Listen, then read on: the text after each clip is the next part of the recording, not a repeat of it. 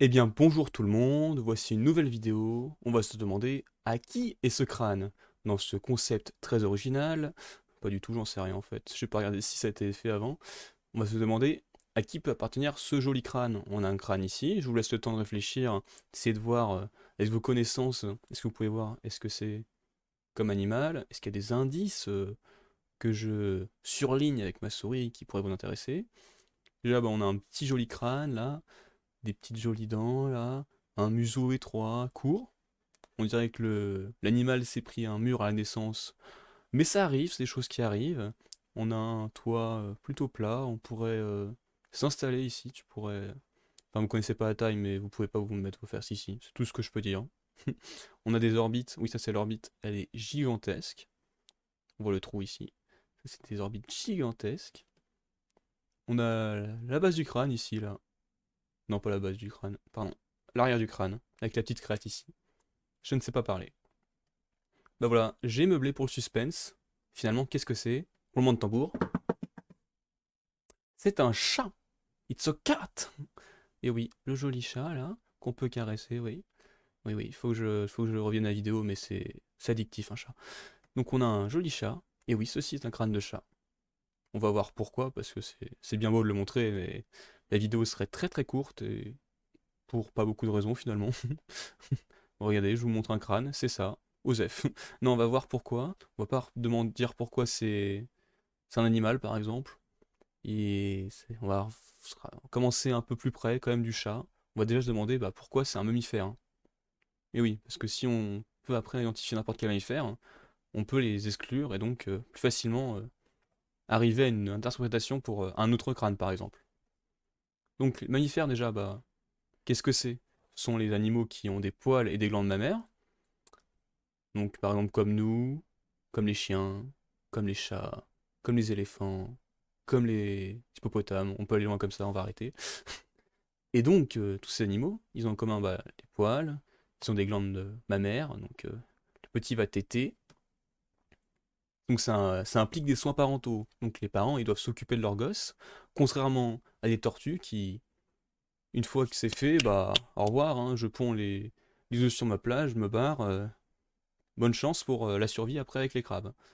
Voilà, c'est un peu ça. Bah là non, parce que si le petit il a pas le lait de sa mère au début, bah il claque quoi, le pauvre. Il y en a un paquet qui claque. Et donc là, ça implique des soins parentaux. Mais est-ce qu'on n'a pas des caractéristiques qui pourraient être visibles sur le crâne? Parce que là, c'est bien, sous présence de soins parentaux, poils, lait. Ça pousse pas sur le crâne en lui-même, fait d'os. Non, non, ça faut trouver d'autres éléments. Donc un élément déjà qui est assez évident quand on voit ce crâne, c'est la présence de dents de formes différentes. Ça veut dire hétérodontie. Hétéro, c'est comme hétérosexuel, c'est-à-dire différent. Par exemple, hétérosexuel, on est attiré par un sexe opposé. Et ben hétérodontie, on possède des dents de formes différentes. Hétéro, différent, doncie, dents. Voilà, c'est incroyable. Et donc on va voir ces petites dents différentes, on va voir les incisives ici, là. On va voir les grandes canines, surtout assez développées chez le chat. J'ai oublié que j'avais reveal que c'était un chat, hein. J'avais peur de dire une bêtise. Pardon, je meurs. Un jour j'aurai une toux qui sera plus là.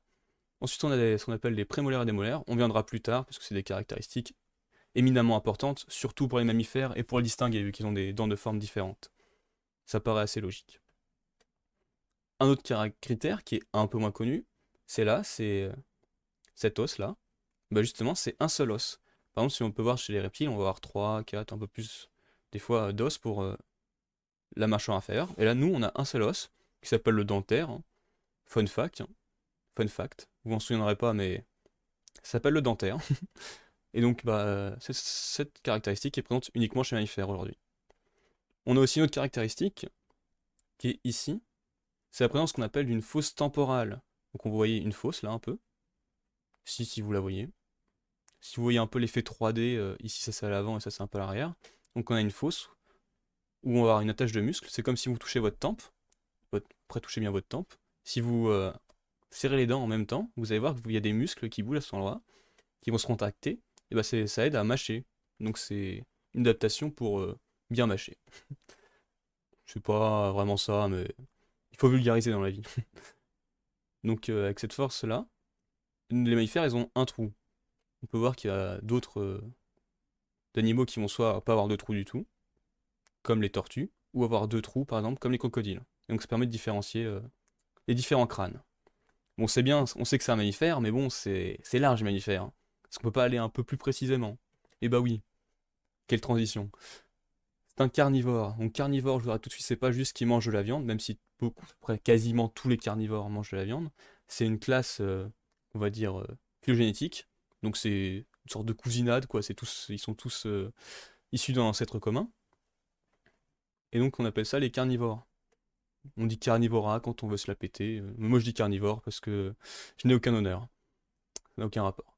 Et donc carnivores, ils sont démarqués parce qu'ils ont des caractéristiques assez spécifiques. J'en présente qu'une là, parce que c'est la plus facile à montrer, c'est la plus iconique. Et du coup, bah, je la présente. Bon, il y en a qu'une. J'aime bien en montrer au moins deux, normalement, des caractéristiques pour pas vous dire ah bah, il y a un critère que j'ai reconnu, je pense à ça, donc c'est ça, alors qu'il peut y avoir plein d'exceptions. Mais là, par contre, l'exception n'existe pas pour ça. Enfin, si elle peut exister, je crois. Si, elle peut exister, mais là c'est quand même un cas d'école. Donc, ce qu'on appelle les prémolaires et les molaires, ici. Donc, c'est les dents que vous avez à l'arrière de la bouche, vous en avez aussi, hein, des prémolaires et des molaires. Elles ressemblent pas à ça. Ou sinon, vous êtes très spéciaux. Vous êtes unique si ça ressemble à ça. Et donc, la spécificité de cette prémolaire et ces molaires, c'est qu'on va avoir la P4, ici, on l'appelle comme ça, et la M1, on l'appelle comme ça aussi. C'est des histoires que j'expliquerai plus tard. Et donc, on va avoir une très bonne occlusion à ce moment-là. Cette occlusion elle va permettre de générer une force assez importante qui permet, par exemple, si vous prenez le cas d'un chien qui peut manger un os. Voilà, donc broyer un os pour un chien, pour un loup, c'est possible grâce à ce complexe carnassier. On va avoir énormément de force avec l'occlusion qui se fait. Je vais pas vous expliquer ce que veut dire occlusion, oui, je suis parti du principe que c'était un terme trivial. Occlusion, c'est quand deux choses s'emboîtent bien. Je peux pas faire de blague, pas faire de blague évidente. Donc on a deux choses qui s'emboîtent bien ici. Et donc ça, c'est une occlusion qu'on dit entre la P4 et la M1 pour les carnivores. Et donc ça, c'est la caractéristique principale. Donc on sait que c'est un carnivore. Donc qu'est-ce qu'il y a comme carnivore? Il y a des loups, il y a le chat, il y a les ours, il y a les hyènes, et plein d'autres. Et donc on sait que ça se rapproche de ces animaux-là. Mais pourquoi il est distingué de ces animaux-là? Eh ben on a d'autres critères. Déjà, on va voir la présence de ces grandes orbites. Peut-être que vous n'avez pas vu beaucoup de crânes dans votre vie, mais si vous vous souvenez de Carlos, ou je sais pas comment vous l'appelez, votre crâne de primate, déjà nous on a des assez grandes orbites, mais lui, par rapport à la taille de son crâne, c'est scandaleux, c'est gigantesque. On n'a jamais vu ça. J'ai pas de blague drôle sur les trous. Donc ça c'est vraiment une caractéristique. On a aussi une autre caractéristique, c'est le museau étroit. Je faisais la blague au début, enfin je crois que je la faisais, sinon je suis Alzheimer. On a un museau étroit ici. Donc par exemple si on imagine un crâne de chien, ça ferait un peu ça partirait loin. Je parle pas des bulldogs, hein, les bulldogs c'est un peu bizarre. Et là ça reviendrait. Et bah là non, non on a... C'est comme s'il y avait un mur. C'est pour ça que tu fais l'image du mur, c'est comme si on avait un mur qui avait poussé le crâne ici, qui avait fait non, tu vas pas plus loin, tu t'arrêtes là. Et donc ça va remonter, ça va faire ça va remonter ça. Donc ça fait une allure un peu bizarre au crâne par rapport à des crânes, à d'autres crânes. Donc ça peut être expliqué par exemple la sélection artificielle. Surtout pour, si on prend un autre exemple, le bulldog. Son crâne il ressemble à rien parce que bah, les gens ont sélectionné que ça devait être esthétique, d'avoir le museau hyper étroit. Mais du coup, ça fait que s'il n'y a pas la place pour les organes, ça fait pas ça pour les chats, mais par exemple pour les bulldogs, ça fait qu'ils peuvent avoir des problèmes de respiration et mourir à cause de ça. C'est un peu triste. Bah voilà, c'était ma petite vidéo sur un crâne, donc le crâne de chat. À bientôt.